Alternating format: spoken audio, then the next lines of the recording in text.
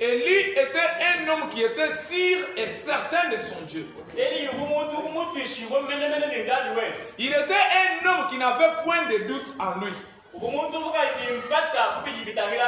C'était un homme qui parlait avec autorité, sachant que ce qu'il parle va arriver.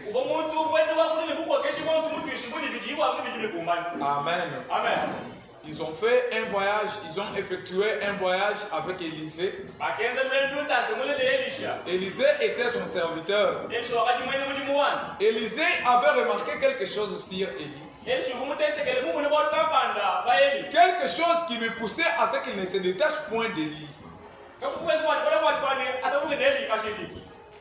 Il y a eu beaucoup de critiques, il y a eu beaucoup de combats pour que Élisée se sépare avec Élie.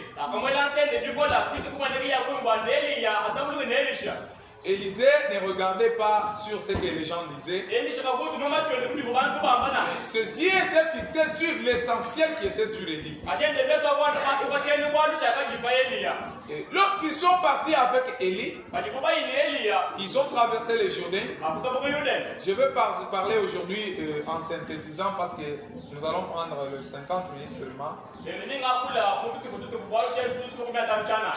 Aujourd'hui, nous avons pris le temps depuis le matin. Nous avons dit que ça sera, ce n'est pas le culte comme tel, mais notre culte des sermons, nos prédications bibliques les vendredis et dimanche.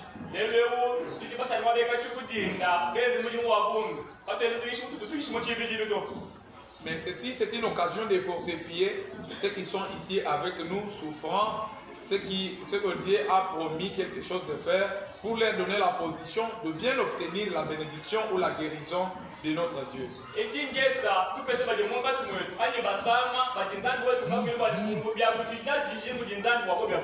Élisée a reçu la promesse venant d'Élie.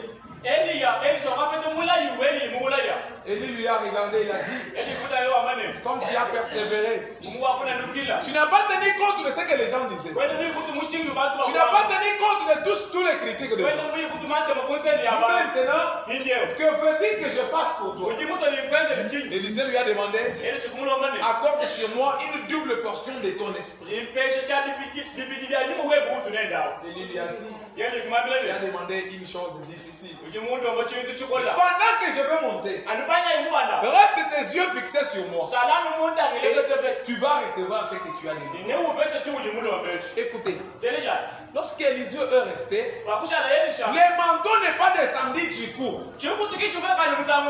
C'est tout comme Dieu est en train de nous promettre des choses aujourd'hui. Dieu t'a promis quelque chose. Il t'a